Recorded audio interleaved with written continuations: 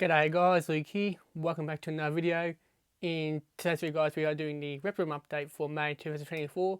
This is part 1 of 2. Today we are covering up the lizard room. Next episode will be the snake room, so stay tuned for that. This is the other half of the family guys. Other than that, let's jump on in and check out all the critters. For today's video guys, we'll be starting off with my two little geckos, Charcoal and Luna. They are my eastern spine-tailed geckos. Both are doing exceptionally well in their new enclosure. Luna is currently out on a branch at the moment, just hanging out. She's a very confident little gecko, always sitting out during the day and quite active at night. When it comes to handling, she's probably the better of the two, to be honest. Charcoal, her boyfriend, is in the hide at the moment, so I'll put up a video of him now. He's a very shy and secretive little gecko during the day. However, when night falls, he'll come out and cause mischief. The enclosure, guys, is 50 centimeters long by 30 centimeters deep, 25 centimeters tall. I can't remember the dimensions in inches off the top of my head, but let's just say the enclosure length is just below 2 feet. In the enclosure, we do have heaps of branches from the climb on, as you can see Luna's doing right now. There is 4 places for the hide. The termite hide and the hide in the back corner there is heated, as there's a heat pad underneath the enclosure. Sand's the substrate. I left the nest box in there for Luna to still find a place to lay later on in the year, as well just serves as another hide for these two geckos. I did have a 4th one in here, but I don't really tend to use it. Nice big wood dish in the background. You have a fake plant in here in the corner. Nice backing. Then there's a light over here they share with Suzie. Now Suzie here is my sand simmer. Now I won't run up at the cage and disturb her. I will put up a clip of her, however, so you guys can check her out. She's on a bit of a diet. She's getting quite fat, to be honest, so she's getting less crickets than normal, but she's still a happy, healthy little skink. She's housed in the same dimension enclosure as Charcoal and Luna. Only difference is she has about 2 to 3 inches of sand in the enclosure. She's got 3 places to hide other than the sand. So she's got this hide at the front here. There's another side just there in the background. Then there's a bit of bark here as well. Also, there is a backing on that side of the enclosure. My plan is later on to move her back that way to make it look nicer. There's a water bowl in the background. At the front here, there is a heat pad to keep her warm. So this is kind of a warm hide. And then she's got the rest of the cage to take cover. If I haven't mentioned it already, she does have a fake plant in there. So that is young Suzie. Above them, we go with my Pygmy beard dragon and her cage mate, which is a skink, who we'll get to in a second. Here's Crystal. She is my Pygmy bearded dragon, or bucksaw dragon. There are a couple of different names. Bit of an odd thing lately happening with her. Her belly size hasn't changed much, but she's lost a bit of body condition at the back of her head there and base of her tail. Looks like she's not going to do too well. I'm trying to fatten her up in those areas. So it's just odd how she's kind of gone down here a little bit, but we're trying to bounce her back. Her cage mate is Thumper, who is, like I mentioned, he's a skink. By the way, Crystal does always get to the food bowl first. So she does get her food first before this chunky little demon comes over and annoys the crap out of her. So Thumper here is only a young skink. He's still got a lot of growing to do. He's about half the size to his parents. He will get double that size. So the plan is eventually to take him out of here and put him in a different enclosure with probably someone else. But for the time being, since he's roughly the same size as Crystal, we house these two together. They're both housed in a 3-foot enclosure, so 90 centimeters long. In the enclosure, we've got very fine sand as the substrate. A couple of ornaments in here for them to bask on or sit underneath the UVB. A couple of hides for the skink, so he can hide away and get out of my sight if he needs to. Got the food bowl and water bowl, backing, infrared projector for heating, and also got the LED UVB light bar in the enclosure as well. All my enclosures, I do run thermostats on, by the way. Close that up and move over to Dusty. Dusty, of course, is up in his favourite spot today, but I think I got a good clip of him the other day of him hanging out, so I'll probably put it up on screen.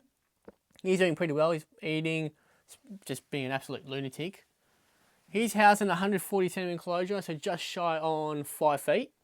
Now, I have done some rearranging as I cleaned it not too long ago. However, he's already knocked over one of his plants, so I have to fix that later. Within his enclosure, guys, we've got his sand and his substrate. He's got 2 places to hide, so he's got one underneath the heat over here, and one kind of in the centre of the enclosure. Sorry, he's got 3. We've got a hollow log there that he actually loves now. He found out not too long ago he has that, and he's been loving it since.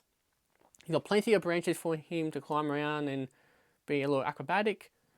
We've got his fake plants, like I mentioned, that he's somewhat knocked over and destroyed.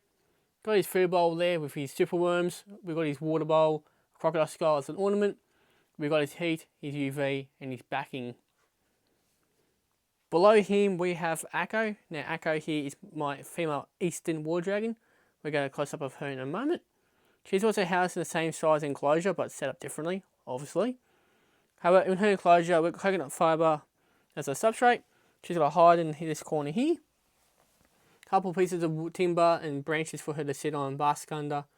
Also have a hammock that she'll use from time to time. We've got a food bowl, water bowl, flake plant, branches, backing, heat and UV. Here she is. She's such a diva. Sometimes she'll be very inquisitive with the camera, and then other days she just hates the camera. So that's all fine. Below my Miss Diva, we have my beautiful pair of Shinglebacks, Monty and Anastasia. So the one in the back corner is Anastasia, that's my girl.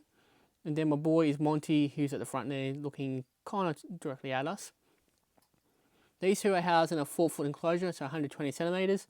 I've swapped them over to the aspen snake bedding for the substrate. I think these guys do better on aspen, to be honest, than on the coconut fibre stuff. But in the enclosure, we do have 2 hides for them to sleep in. We've got a couple of ramps for them to get on top of this hide that they're kind of both just sitting off to the side of. Backing, heat and UV, water bowl and food bowl. There isn't nothing much to say about this enclosure, other than the fact that these two are going quite well. And I don't think I'll be getting babies from them this year. We'll cross over to the other side of the reptile room, or the lizard room I should call it, to basically my blue tongues, or my skinks. There's majority of my lizards are skinks. I went through a crazy skink phase ages ago. So, yeah. Anyway, I can't blabber too long. Too long, should I say. I can't speak today. What we have here, guys, is Blaine. Now, Blaine here is my lowland blotched blue tongue. She's doing pretty well, guys. Always being active and sometimes causing a bit of chaos. Sometimes she doesn't. But we still love her. She is a special case like Echo in a way that they're both runts, so they probably won't get as full grown as they normally would. So yeah, other than that, Blaine's doing well. She's still housed in a 90 centimetre enclosure, so 3 foot. In the enclosure, I've got coconut fibre as a substrate.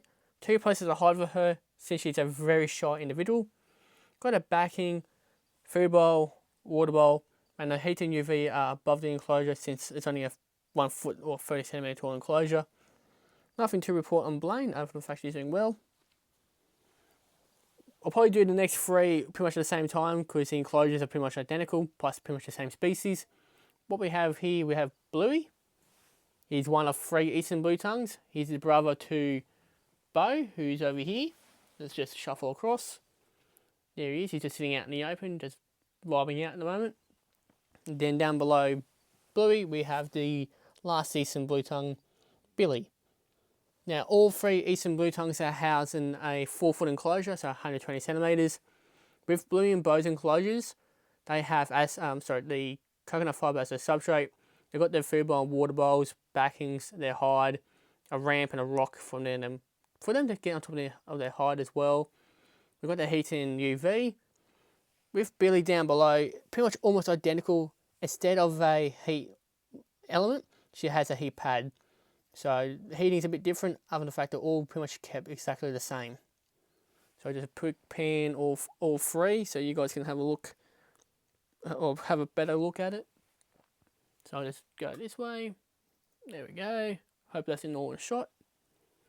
Then we go down to the last animal. Now this guy is normally quite secretive, so yet again, I will put up a video of this guy on screen. This is Pedro. Now Pedro here is my pink-tongued skink. He's doing pretty well, enjoying life as normal.